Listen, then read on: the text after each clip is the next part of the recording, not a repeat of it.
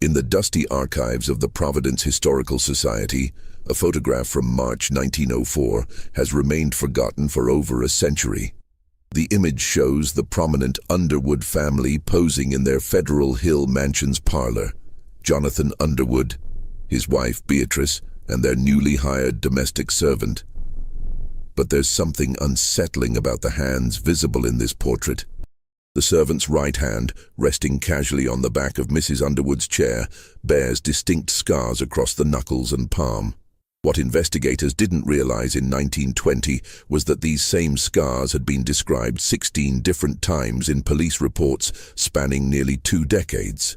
16 different times by 16 different witnesses, all describing the last woman they saw with their employers' wives before those women died in mysterious household accidents. The photograph, buried in a collection of evidence from an insurance fraud case, would finally reveal the identity of one of America's most methodical and undetected serial killers. Before we continue with the story of Elizabeth Hayes and the tragedy that befell the wives of Providence's elite, make sure to subscribe to our channel and hit that notification bell so you never miss our dark historical mysteries. And tell us in the comments, what state are you listening from? We love connecting with fellow mystery enthusiasts across the country. The spring of 1904 would mark the beginning of what Providence newspapers would later call the Widowmaker's Reign, though they wouldn't understand the true horror of that title for another 16 years. Providence in 1904 stood as New England's second largest city. Its prosperity built on the shoulders of textile mills, jewelry manufacturing, and shipping. The city's Federal Hill and Benefit Street neighborhoods housed magnificent Victorian mansions, their Gothic revival spires and elaborate ironwork testament to the wealth generated by Rhode Island's industrial boom. Gas lamps flickered along cobblestone streets where carriages shared space with the occasional motor car, while the acrid smell of coal smoke mixed with salt air from Narragansett Bay. The Underwood family represented Providence's new aristocracy perfectly. Jonathan Underwood, 43, had built his fortune manufacturing precision instruments for the expanding railroad industry. His workshop on South Main Street employed over 60 men, producing the brass gauges and mechanical components that kept America's trains running on schedule. His wife Beatrice, 38, came from old New England stock. Her father had been a whaling captain out of New Bedford before retiring to manage his investments in textile mills. Their Federal Hill mansion, built in 1887, stood 3 stories tall with bay windows that caught the afternoon light and cast long shadows across polished hardwood floors. The house required constant maintenance. Coal needed hauling to the basement furnace, gas lamps required daily attention, and the elaborate Victorian decor demanded careful cleaning. Like most families of their station, the Underwoods employed several servants, but domestic help had become increasingly difficult to retain. The younger Irish and Italian immigrant women who once filled such positions now sought work in the textile mills, where they could earn better wages and enjoy more freedom. It was this shortage of reliable domestic help that led Beatrice Underwood to place an advertisement in the Providence Journal on March 15, 1904. Wanted, experienced housekeeper for prominent Federal Hill family. Must be of good character with references. Generous wages for suitable candidate. The advertisement would attract exactly the kind of response Beatrice hoped for, though not for the reasons she imagined. Elizabeth Hayes arrived at the Underwood mansion on a gray March morning, carrying a small leather satchel and wearing a simple black dress that spoke of both respectability and mourning. She appeared to be in her early 40s, with prematurely gray hair pulled back severely and pale blue eyes that seemed to take in every detail of the room she entered. Her references, written on expensive letterhead from families in Boston and Hartford, praised her discretion, her skill with household management, and her particular talent for caring for delicate wives who suffered from the nervous disorders so common among the upper classes. What impressed Beatrice most during their interview was Elizabeth's immediate understanding of the complexities of running a Victorian household. She knew exactly how to tend the gas fixtures without creating dangerous leaks, how to manage the coal-burning stove without filling rooms with smoke, and how to handle the delicate cleaning required for Beatrice's extensive collection of crystal and china. Her hands, though bearing scars she explained away as old kitchen accidents, moved with practiced confidence as she examined the household's requirements. "I understand the particular needs of ladies who find themselves overwhelmed by social obligations," Elizabeth told Beatrice in her soft Irish accent. "My previous employers often suffered from headaches and nervous exhaustion. I've learned to prepare special remedies that help with such conditions." Her smile was gentle, almost maternal, and Beatrice felt immediately at ease with this woman who seemed to understand the burdens of her position. The photograph taken that March afternoon was meant to commemorate the completion of a successful hiring process.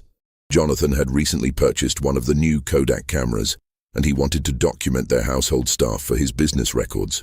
The three figures arranged themselves in the parlor.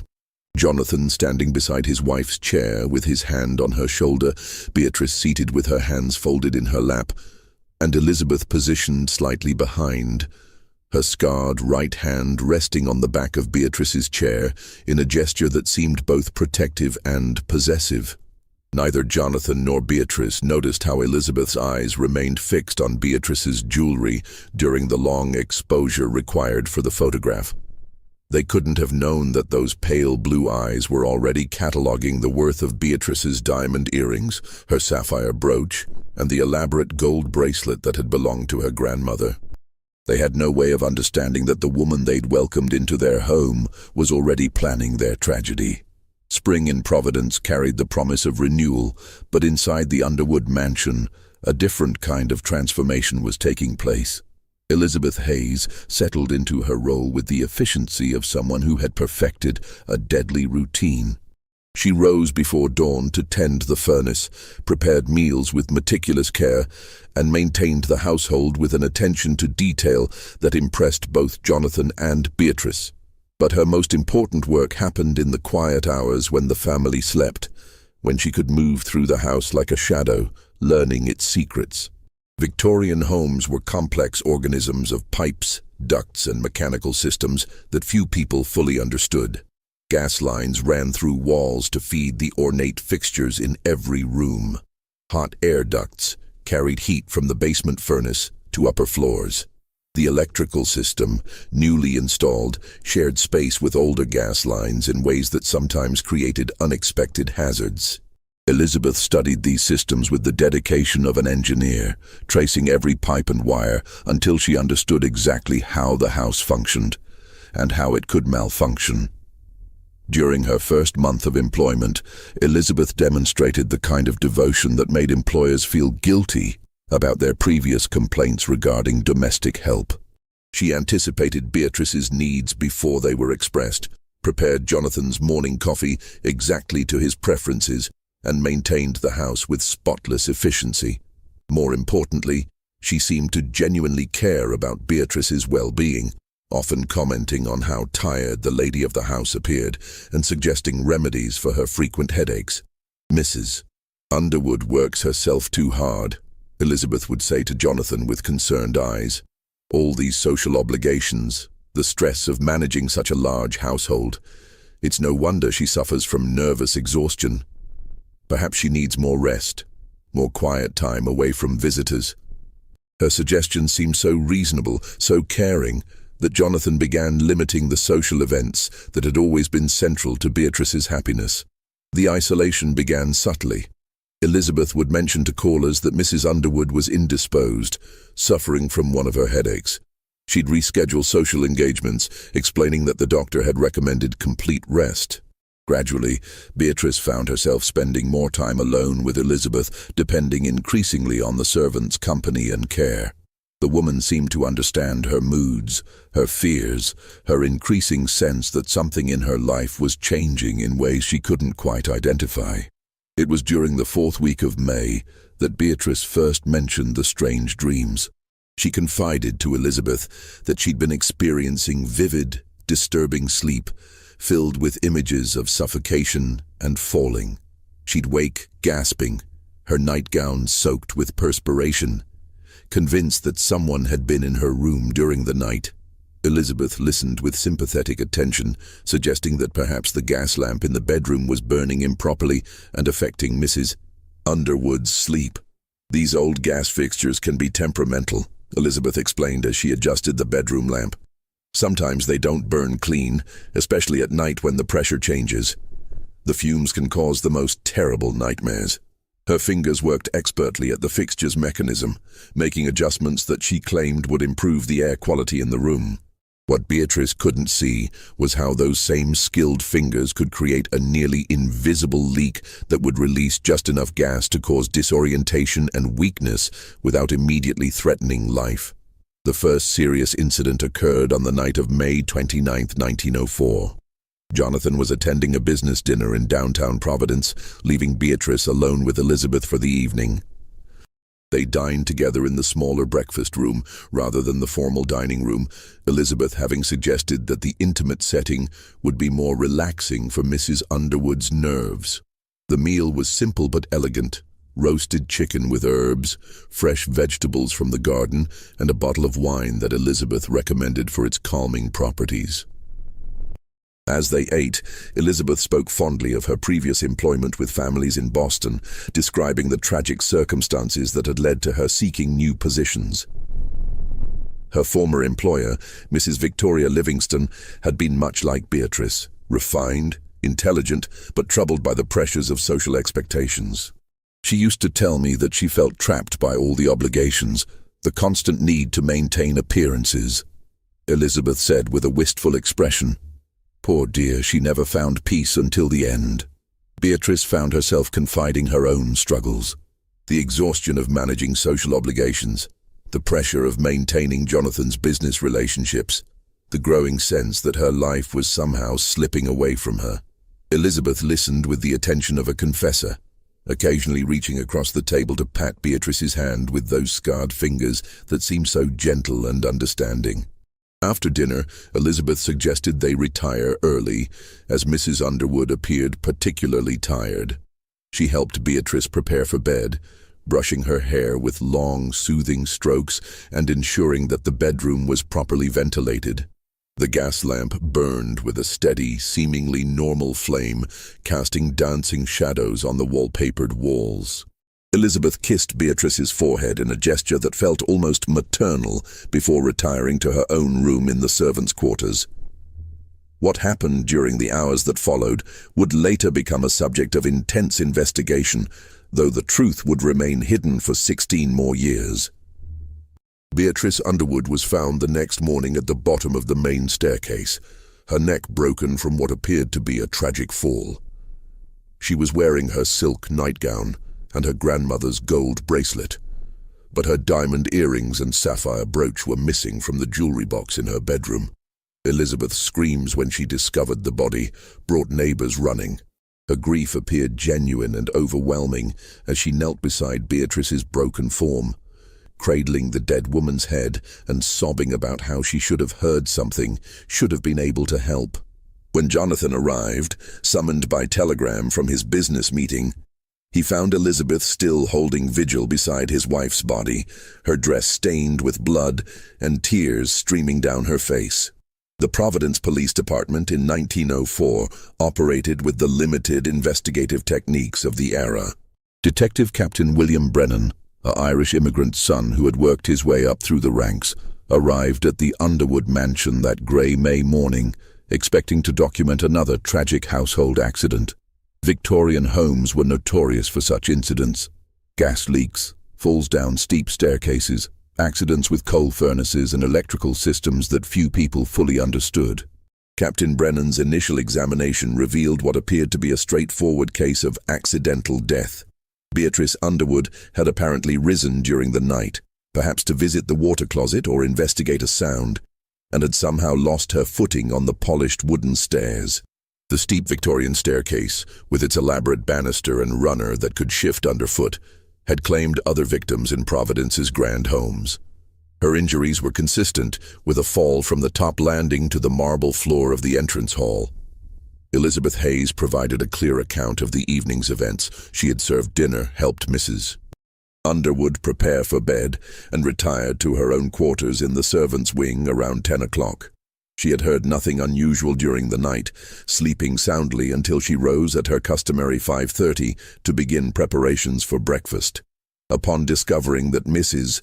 Underwood had not come down for her morning tea, Elizabeth had gone upstairs to check on her employer, only to find the bedroom empty and then discover the terrible scene at the bottom of the stairs.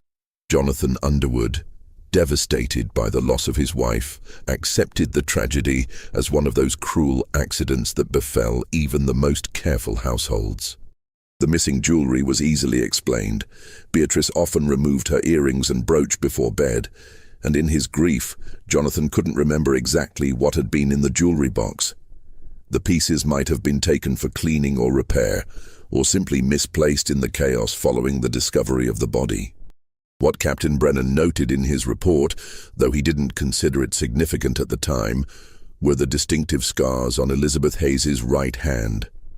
As she gestured while describing the evening's events, the old wounds were clearly visible across her knuckles and palm. When he asked about them, she explained that they were the result of a kitchen accident years earlier, when she had fallen against a hot stove while working for a family in Hartford. The explanation seemed reasonable enough for someone who had spent years in domestic service.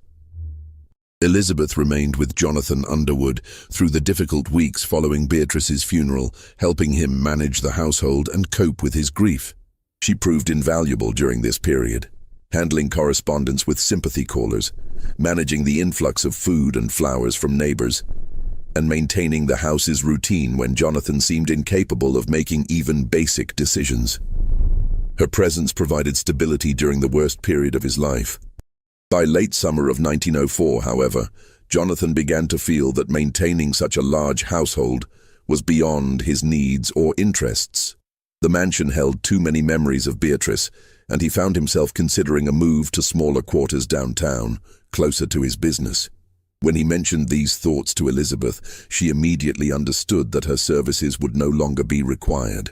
She accepted the news with graceful resignation, expressing only concern for Mr. Underwood's future well-being and gratitude for the opportunity to serve such a fine family during their time of need. On September 15, 1904, Elizabeth Hayes departed the Underwood mansion with the same small leather satchel she had carried upon her arrival. Jonathan provided her with generous compensation and an excellent reference letter, praising her dedication during the family's darkest hours. She mentioned that she planned to seek employment in Hartford, where she had connections from her previous work. Jonathan wished her well and never expected to hear from or about her again. What Jonathan couldn't have known was that Elizabeth's departure from Providence was only temporary. She would return to Rhode Island within 2 years, though not to the same neighborhood or social circle where she might be recognized. The industrial expansion of the early 1900s had created opportunities for a woman with her skills and knowledge, particularly among the newly wealthy families who had built mansions in Providence's expanding suburbs.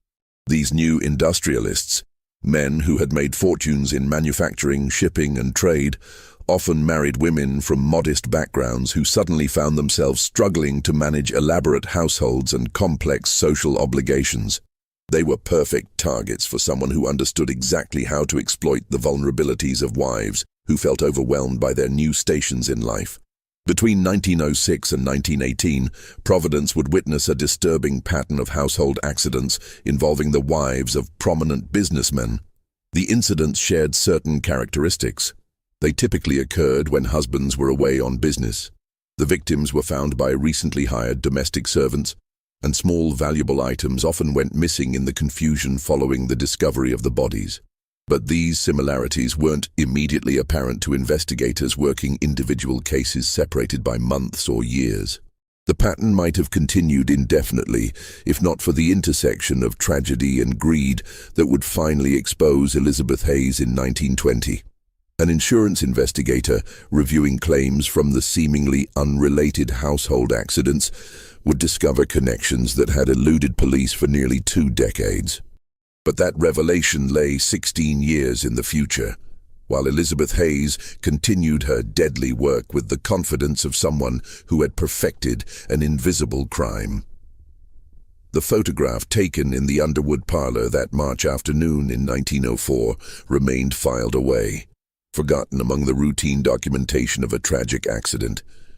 Those scarred hands, captured forever in the silver emulsion, waited patiently to tell their story to someone who would finally understand their significance.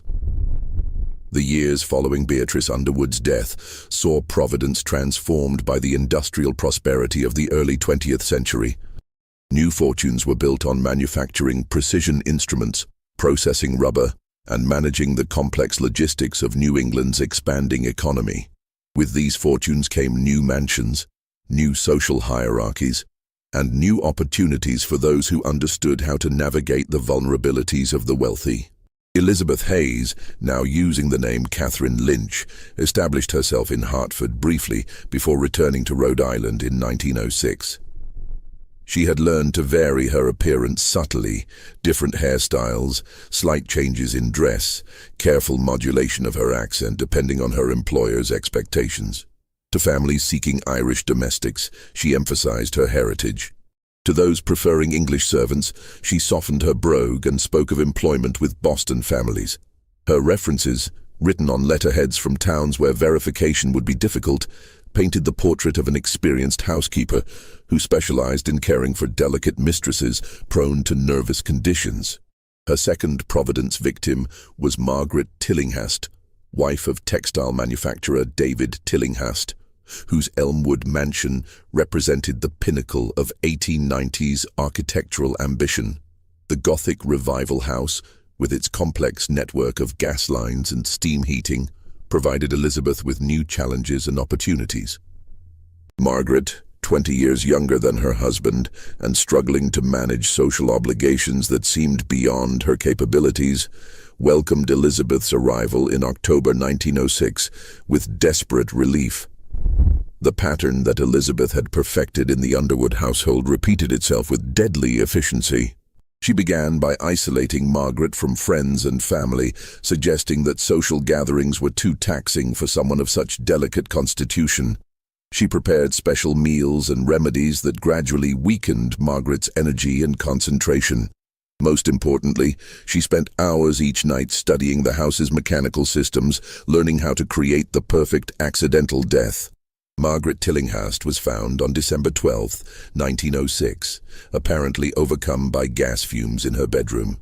The ornate gas chandelier had malfunctioned during the night, filling the room with deadly vapors while Margaret slept.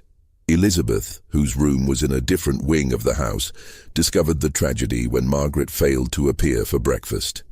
The grief-stricken Elizabeth had managed to open windows and summon help, but it was too late to save her employer. Detective Captain Brennan, now promoted to lead Providence's detective division, investigated the Tillinghast death with the thoroughness that his experience demanded. Gas accidents were unfortunately common in homes with older fixtures, particularly during winter months, when windows remained closed and ventilation was poor. The chandelier in Margaret's bedroom showed signs of mechanical failure that could easily have occurred naturally over time. Elizabeth Lynch provided a detailed account of the evening, mentioning that she had noticed the gas burning with an unusual color the previous day and had planned to recommend calling a repair service. What struck Brennan as he interviewed Elizabeth was a vague sense of familiarity. Her scarred right hand, visible as she gestured during their conversation, seemed somehow familiar, though he couldn't immediately place where he might have encountered her before. When he mentioned this impression, Elizabeth explained that she had previously worked for the Underwood family and had spoken with police following poor Mrs. Underwood's tragic fall. The connection seemed reasonable enough. Providence's domestic service community was relatively small, and experienced housekeepers often moved between prominent families. The missing jewelry from Margaret Tillinghast's bedroom was explained by Elizabeth's suggestion that Mrs. Tillinghast had recently had several pieces cleaned and repaired. In the chaos following the discovery of the gas leak, no one could remember exactly which items had been sent to the jeweler. David Tillinghast, consumed by guilt over his wife's death and his frequent business absences, accepted these explanations without question. Elizabeth remained with the Tillinghast household through the winter of 1907, helping David manage his grief and the complex process of closing such a large establishment. When he decided to move to a smaller house in downtown Providence, she accepted her dismissal with the same graceful resignation she had shown with Jonathan Underwood. Her references from the Tillinghast family praised her devotion during their time of crisis and recommended her without reservation to future employers. Between 1907 and 1918, Elizabeth Hayes, using various names and slight modifications to her appearance, would claim 13 more victims across Rhode Island, Massachusetts, and Connecticut. She developed an almost scientific approach to her crimes, varying her methods to avoid establishing recognizable patterns. Some women died in falls, others from gas leaks or electrical accidents. A few suffered what appeared to be heart attacks, brought on by gradually administered poisons that mimicked natural illnesses. Her success depended on several factors that made detection nearly impossible given the investigative limitations of the era. First, she always worked as a live-in domestic, giving her intimate access to her victims' routines and the mechanical systems of their homes. Second, she chose victims who were already suffering from anxiety, depression, or physical ailments that made sudden death seem plausible. Third, she moved frequently between cities and states, ensuring that no single police department would investigate multiple similar cases. Most importantly, Elizabeth understood the social dynamics that protected her from suspicion. Domestic servants occupied an invisible position in upper-class households, essential to daily functioning but largely ignored by the families they served. Police investigators rarely considered the possibility that a grieving servant might be responsible for her employer's death, particularly when that servant appeared devastated by the loss and provided helpful testimony about the victim's final days. The scarred hands that had been noted in police reports from 16 different investigations over 14 years represented the only consistent physical evidence linking these crimes. But without centralized record-keeping or communication between jurisdictions, no investigator had access to the complete pattern. Each case was investigated in isolation, filed away as another tragic household accident, while Elizabeth Hayes continued her deadly work with increasing confidence and sophistication. By 1918, Elizabeth Hayes had refined her methods to an art form that would have continued indefinitely if not for an unexpected complication. Her latest victim, Mrs. Eleanor Fitzgerald of Newport, had died in what appeared to be a tragic fall down the servants' stairs while investigating a disturbance in the kitchen. Elizabeth, now calling herself Mary Sullivan, had been employed by the Fitzgerald family for only 6 weeks, but her grief over the accident seemed genuine and heartfelt. She had immediately summoned help, stayed with Mrs. Fitzgerald until the doctor arrived, and provided detailed testimony about the events leading to the tragedy. What Elizabeth didn't know was that Mrs. Fitzgerald's nephew, Thomas Brennan Jr., was a recent graduate of Harvard Law School who had developed an interest in forensic investigation. Young Brennan had heard stories from his father, Providence Detective Captain William Brennan, about the strange series of household accidents that seemed to plague Rhode Island's wealthy families. When his aunt became another victim, Thomas decided to conduct his own informal investigation into what he began to suspect might not be accidents at all. Thomas began by examining the physical evidence more carefully than local police had done. The servants' stairs where his aunt had fallen were in excellent repair, with new carpeting and a sturdy banister. Eleanor Fitzgerald, though in her 50s, had been in good health with no history of balance problems or dizzy spells.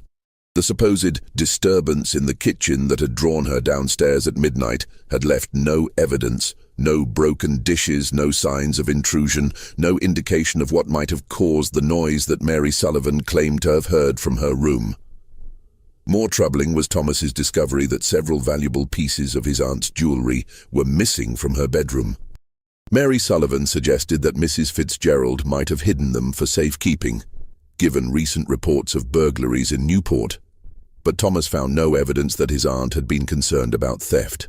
The missing items, a diamond necklace, emerald earrings, and an antique gold bracelet represented several $1,000s in value, a significant loss that seemed suspicious in connection with an accidental death.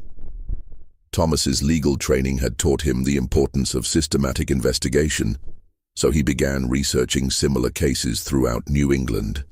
What he discovered alarmed him deeply. Over the previous 14 years, at least 16 wives of prominent businessmen had died in household accidents, and in every case, the family had recently hired a new domestic servant who discovered the body. The servants were always women between 40 and 50, always carried excellent references from previous positions, and always seemed devastated by their employers' deaths. The breakthrough came when Thomas visited his father's office in Providence and reviewed the old case files. Detective Captain Brennan had maintained detailed records of his investigations, including physical descriptions of witnesses and suspects. As Thomas read through the files, a pattern began to emerge that had been invisible when the cases were considered individually. 16 different investigations over 14 years had documented conversations with domestic servants who bore distinctive scars on their right hands. "Look at this, Father," Thomas said, spreading the files across Captain Brennan's desk. March 1904, Beatrice Underwood case. You noted that the housekeeper, Elizabeth Hayes, had old scars across the knuckles and palm of her right hand. December 1906, Margaret Tillinghast case. The housekeeper, Catherine Lynch, had similar scars from what she claimed was a kitchen accident. Here's another from 1909 and another from 1912. Every single case mentions the same type of scars on the right hand.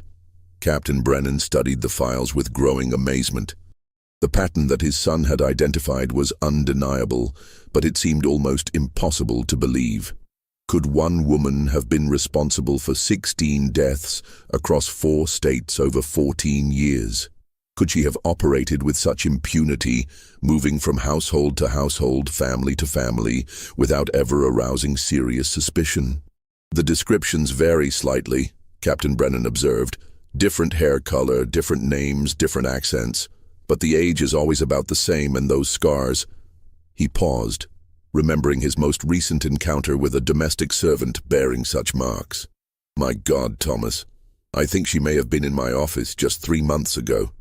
The investigation of Eleanor Fitzgerald's death had brought Captain Brennan into contact with Mary Sullivan, the grief-stricken housekeeper who had discovered the body. He remembered her scarred right hand, her convincing tears, her detailed account of the night's tragic events. If Thomas's theory was correct, Captain Brennan had been face-to-face with one of the most prolific killers in New England's history without realizing it. The challenge now was proving a connection between Mary Sullivan and the previous crimes. Without fingerprinting or other modern identification techniques, establishing that multiple servants were actually the same woman would require careful detective work and, ideally, photographic evidence that could link her to previous investigations. It was Thomas who remembered the photograph. During his review of the Underwood case file, he had noticed a reference to photographic evidence taken at the scene.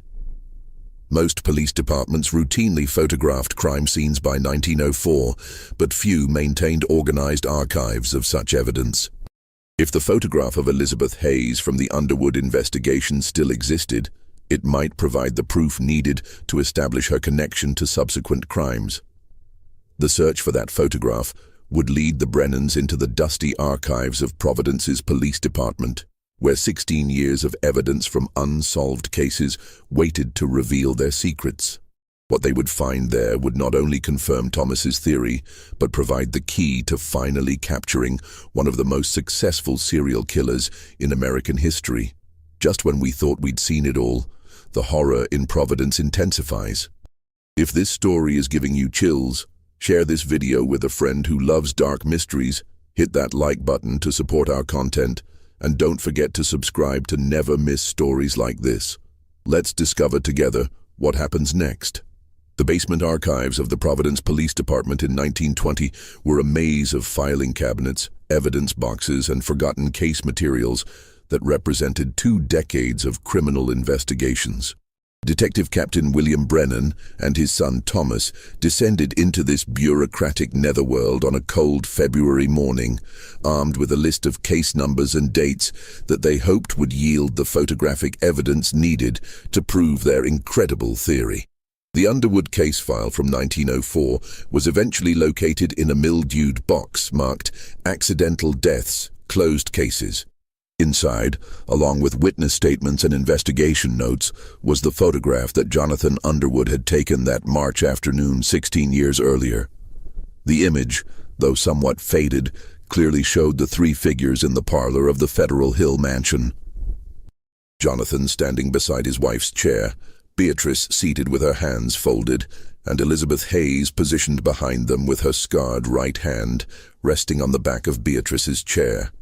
Thomas examined the photograph with a magnifying glass, studying every detail of Elizabeth Hayes's face and posture, even accounting for changes that 16 years might bring.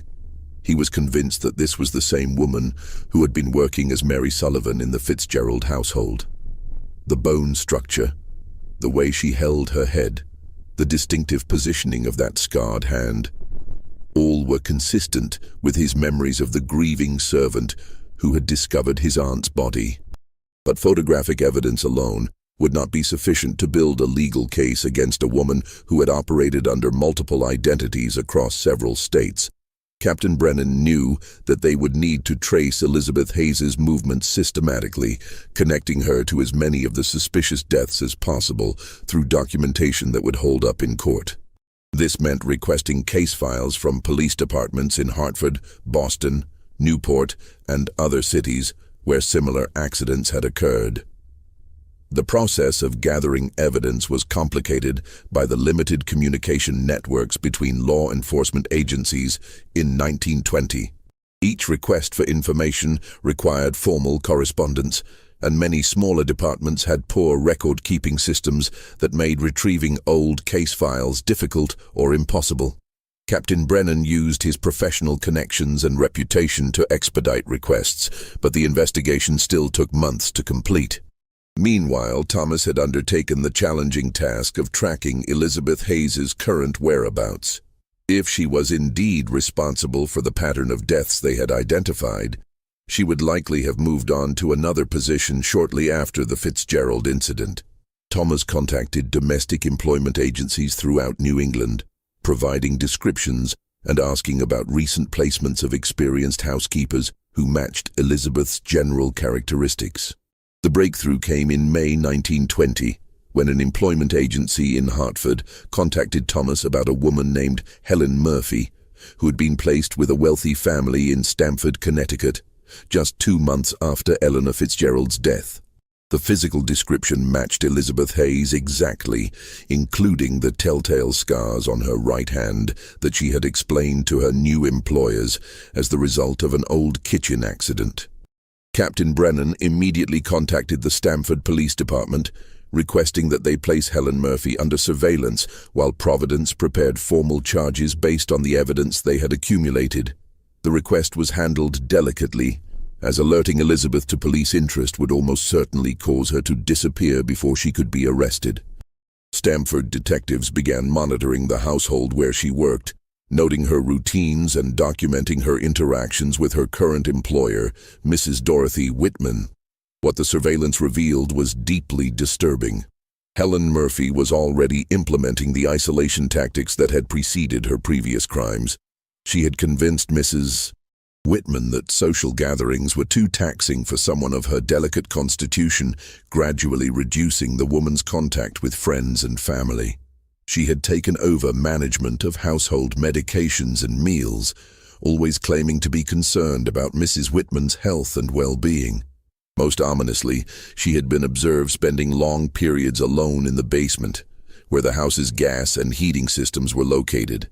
The decision to arrest Elizabeth Hayes was made on June 15, 1920, when Stamford detectives reported that she had been seen tampering with gas fixtures in Mrs. Whitman's bedroom during the early morning hours. Captain Brennan traveled to Stamford with a warrant and a team of officers, planning to take Elizabeth into custody before she could claim another victim. The arrest took place on a bright June morning as Elizabeth was leaving the Whitman house to purchase groceries in downtown Stamford. She was walking along a tree-lined street, carrying a small market basket, when Captain Brennan approached her from behind and identified himself as a police officer. Her reaction was immediate and telling. Rather than confusion or surprise, she displayed the calculating calm of someone who had always known this moment might come. "I suppose you've finally figured it out," she said quietly, setting down her basket and extending her hands to be handcuffed. I wondered how long it would take. Her scarred right hand, the hand that had been described in 16 police reports over as many years, trembled slightly as Captain Brennan secured the restraints. During the train journey back to Providence, Elizabeth Hayes remained largely silent, staring out the window at the New England countryside that had been the stage for her 16-year killing spree.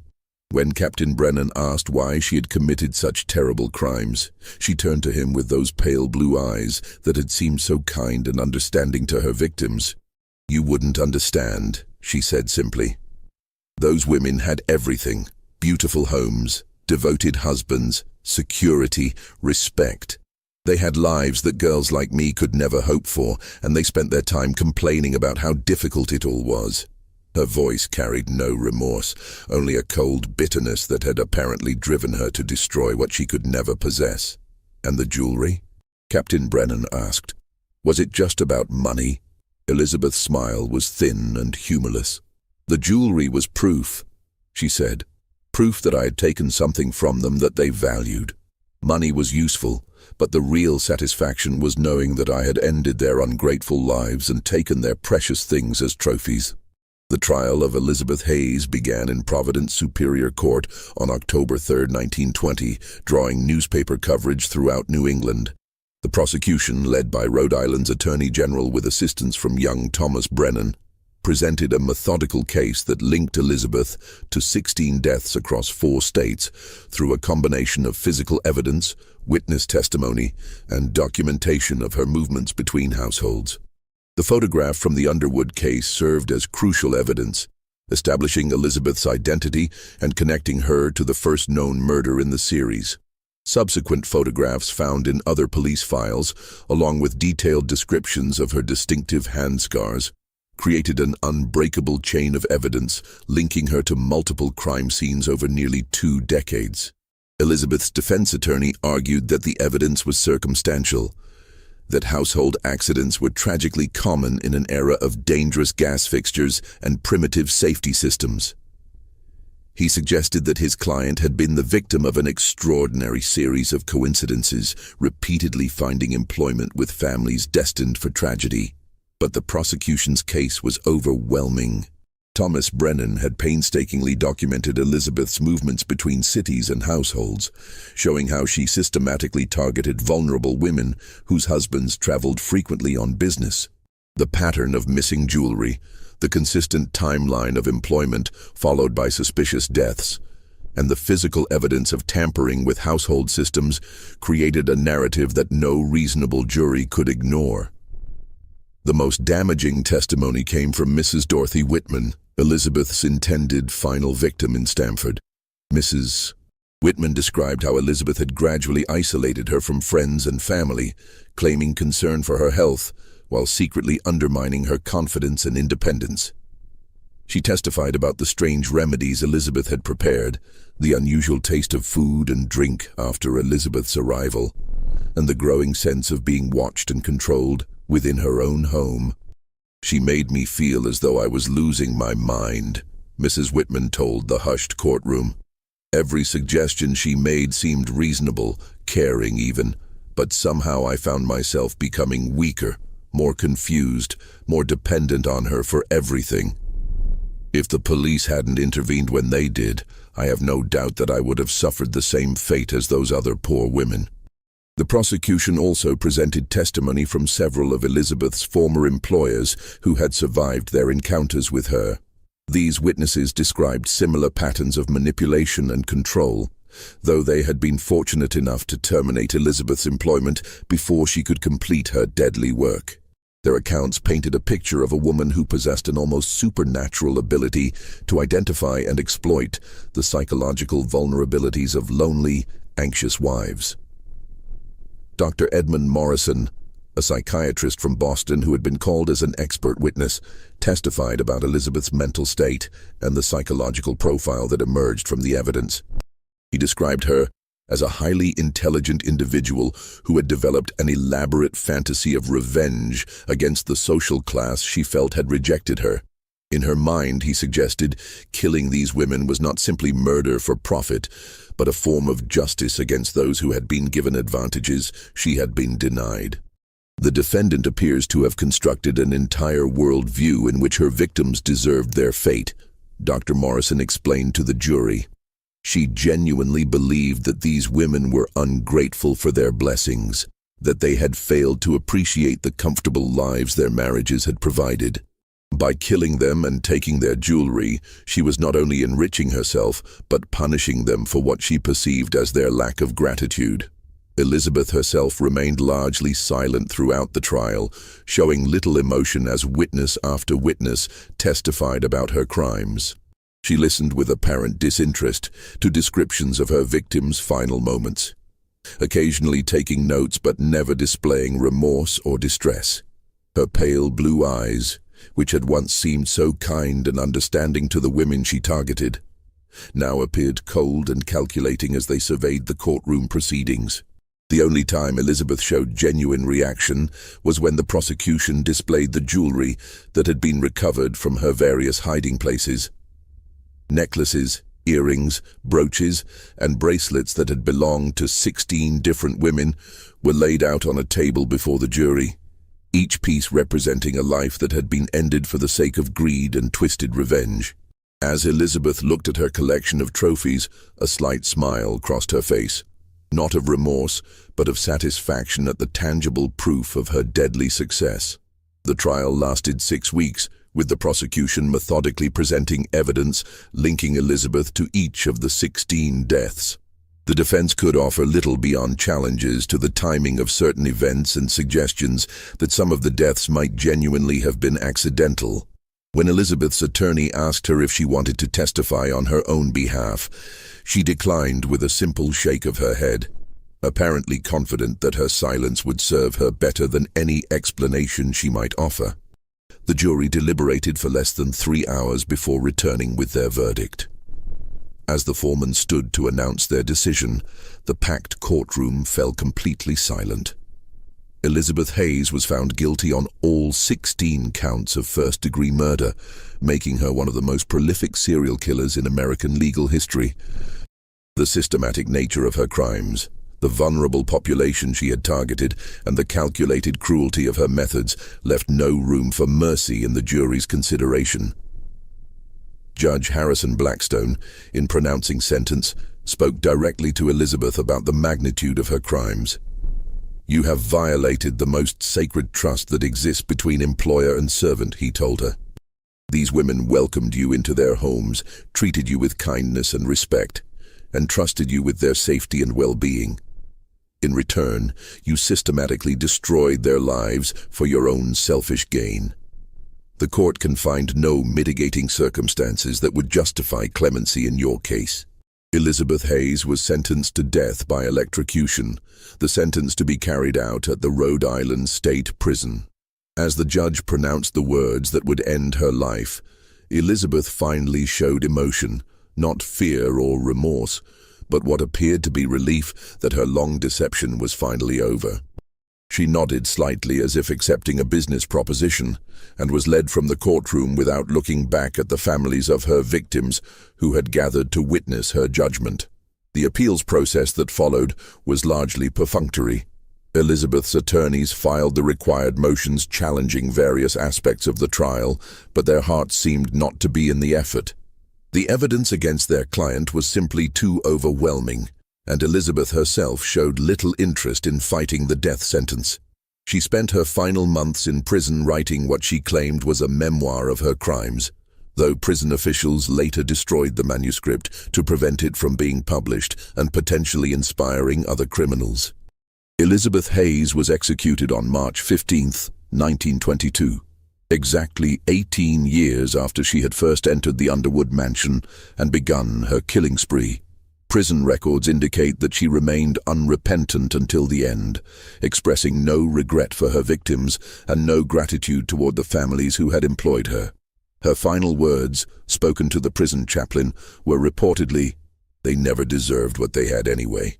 The case of Elizabeth Hayes became a landmark in American criminal investigation, demonstrating the importance of communication between law enforcement agencies and systematic record-keeping.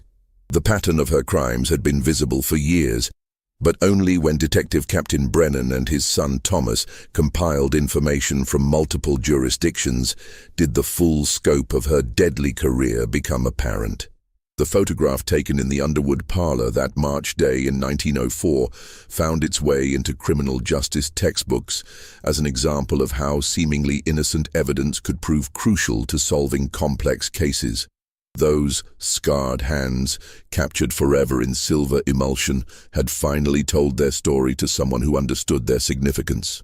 In the aftermath of the trial, several reforms were implemented to prevent similar crimes in the future. Employment agencies began requiring more thorough background checks for domestic servants. Police departments improved their record-keeping and communication systems, and wealthy families became more cautious about hiring household help without proper verification of references and employment history. The 16 families who had lost wives, mothers, and daughters to Elizabeth Hayes's calculated cruelty found what consolation they could in knowing that justice had finally been served. But for many of them, the knowledge that their loved ones had died not in tragic accidents, but as victims of cold-blooded murder, made their grief even more difficult to bear. The case also raised uncomfortable questions about the social conditions that had enabled Elizabeth's crimes. The isolation of wealthy wives, their dependence on domestic servants for companionship and support, and the general invisibility of household workers within upper-class society had all contributed to creating the perfect environment for a predator like Elizabeth Hayes to operate undetected for so many years. Perhaps most disturbing was the realization that Elizabeth's success had depended largely on the victim's own kindness and trust. The women she killed had welcomed her into their homes, confided their fears and anxieties to her, and treated her with the respect and consideration that any employee deserved. Their generosity and humanity had been turned against them by someone who saw their kindness not as virtue, but as weakness to be exploited. This mystery shows us that evil sometimes wears the most innocent faces, hiding behind genuine-seeming tears and expressions of care. The scarred hands in that forgotten photograph held secrets that took 16 years to reveal. But when the truth finally emerged, it exposed one of the most chilling criminal minds in American history. What do you think of this story? Do you believe Elizabeth Hayes's motives were truly as simple as jealousy and greed? Or was there something even darker driving her to kill 16 innocent women?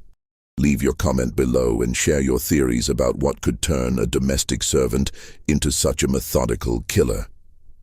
If you enjoyed this dark tale from America's past and want more stories like this, subscribe to our channel, hit the notification bell, and share this video with someone who loves historical mysteries. Until next time, remember that the most ordinary photograph can sometimes reveal the most extraordinary secrets.